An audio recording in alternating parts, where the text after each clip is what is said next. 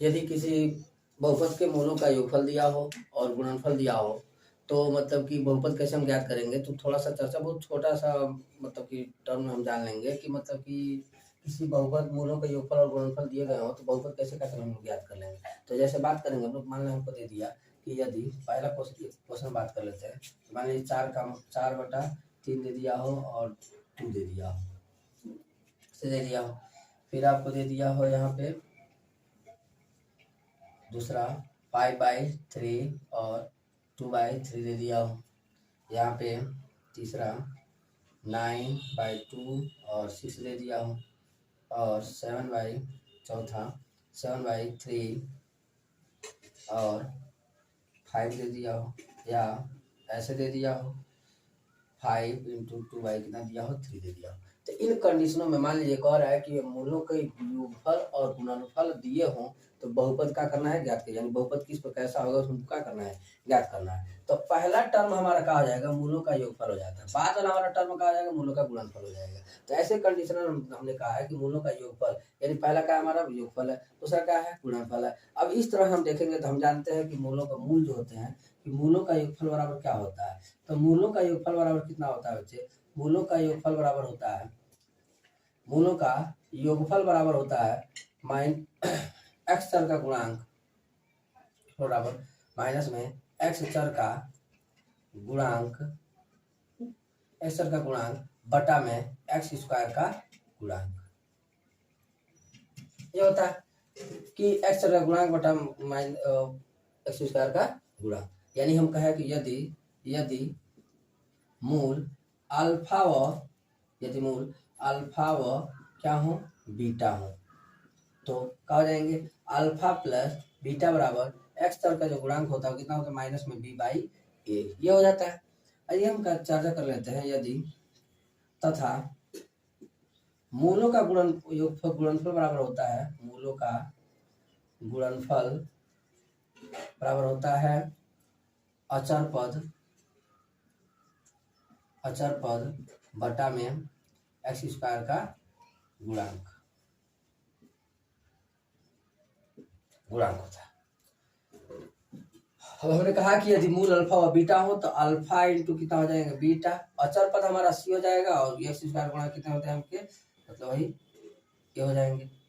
अब हम बात कर लेते हैं इसी में चर्चा करके, मतलब इन्हीं दोनों सूत्रों का प्रयोग करके हम क्या करेंगे, बहुपद की प्रकृति ज्ञात करेंगे, बहुपद कैसा है। तो हमने कहा है कि मतलब मूलों का योगफल इतना है, मूलों का गुणनफल इतना है। तो लिख लेंगे यहाँ पे, पहला क्वेश्चन को सॉल्व करते हैं। लिखेंगे मूलों का योगफल बराबर कितना दिया हुआ है, मूलों का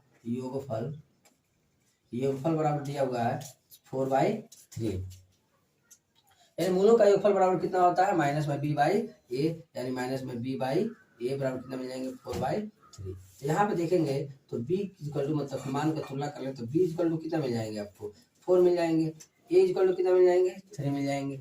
अब यहाँ पे गुणनफल से देख लेते हैं, क्या लिख लेंगे, मूलों का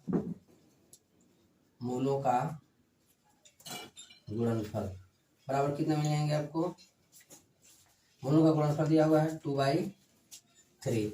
अब हम क्या जानते हैं, मूलों का गुणनफल का किसे दिखाया जाता है, c/a से, यानी c बाई कितने हो जाएंगे, a बराबर में 2/3 हो जाएंगे 3, ये बराबर माइनस में 4 मिल जाएगा। ठीक है, अब इस प्रकार से हम क्या करेंगे, देखिए, तो यहाँ से c बराबर कितना मिल जाएंगे 2, और a बराबर कितना मिल जाएंगे आपको 3 मिल जाएंगे। अब सॉल्व करेंगे बच्चे इसको हम लोग, कितना मिल जाएगा, अब कुछ नहीं करना, देखिए यहाँ पे हमको b a का मान मिल गया, b का मान मिल गया, और क्या मिल गया हमको, c का मान आराम से मिल गया। तो हम लिख लेंगे कि ax square plus bx plus c में, ax square plus bx plus c में a b तथा c का मान रखने पर, तो a b c का मान रखेंगे तो a का मान कितना है बच्चा, 3 है, तो कितना मिल जाएंगे, 3x का स्क्वायर, ये मिल जाएंगे।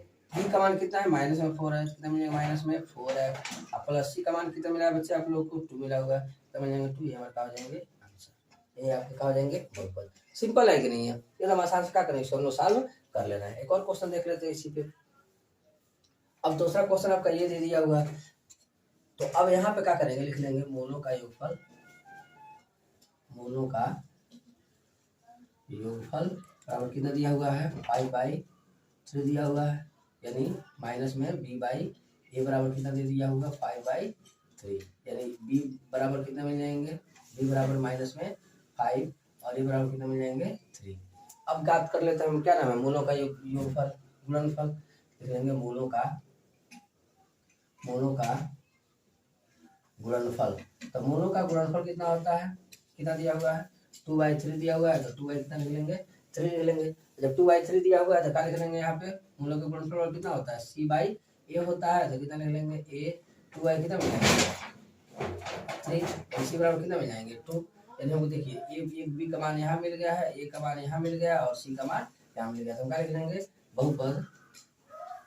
बहुपद ax² plus bx plus c में a b तथा c का मान रखने पर कितना मिल जाएंगे आपको, a का मान रखने कितना मिला हुआ है आपको 3 मिला हुआ है, 3x² प्लस में b का मान कितना मिला हुआ है, तो b का मान देखेंगे आप लोग -5 मिला हुआ है, तो कितना लिखेंगे माइनस में 5x और प्लस c का मान कितना मिला हुआ है 2 मिला हुआ है, कहा जाएंगे दोनों कहा जाएंगे आंसर।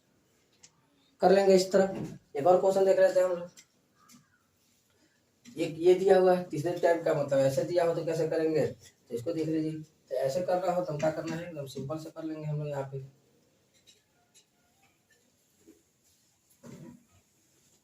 सबने लिखा कि मूलों का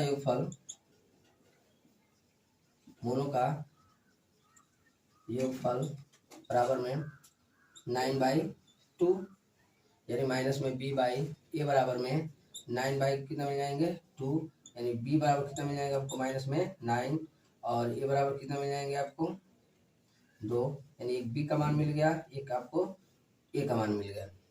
अब क्या करेंगे, मूलों का गुणनफल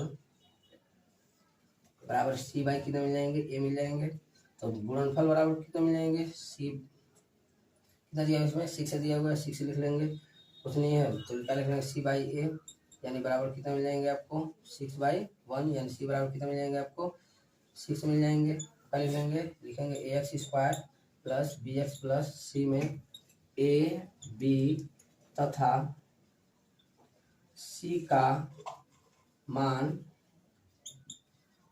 रखने पर, जब मान रखेंगे तो कितना मिल जाएंगे आपको, a का मान कितना रखना है हमको 2 रखना है 2, b का मान कितना रख 2x², b का मान कितना रखना है माइनस में 9x और फिर कितना मिल जाएंगे प्लस में c का मान कितना रखना है 6 रखना है, कहाँ जाएंगे हमारे आंसर हो जाएंगे। तो इस टाइप का हम क्वेश्चन क्या करेंगे, आसानी से इस तरह का क्वेश्चन को हम लोग कर लेंगे। तो अब उम्मीद है कि आप लोग समझ में आ गया होगा। इसी टाइप का ये भी क्वेश्चन है, ये भी क्वेश्चन, ये दोनों आपके लिए होमवर्क रहेगा। तो करके आप लोग क्या कर लेंगे, दिखा देंगे क्वेश्चन